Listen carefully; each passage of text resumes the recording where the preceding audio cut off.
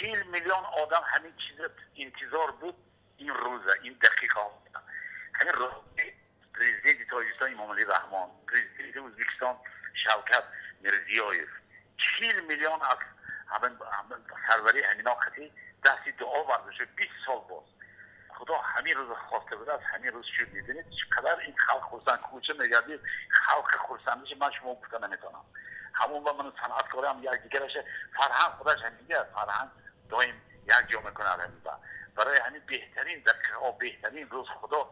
هر آنچه که ما خواستیم نام میشه هر آنچه که خدا خواست تمام میشه خدا خواست همین شب روز همین شدیگش به شکر دیگه خدا الان دیگه هیچ وقت بیرون نکنه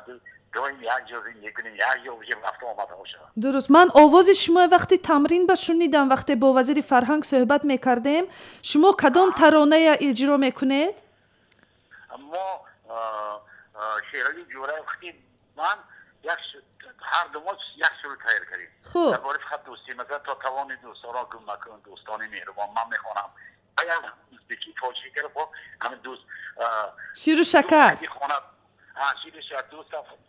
آباد بشه با هر دو ما میخوانیم ما یک سرود هر دو ما تایر کردیم. خوب از این ارتیستای اکون نامدار ازبکستان کی آمدگی به غیر از شیرالی؟ شیرالی یلدوز شما ما آمدگی شانیم آزاد بیگ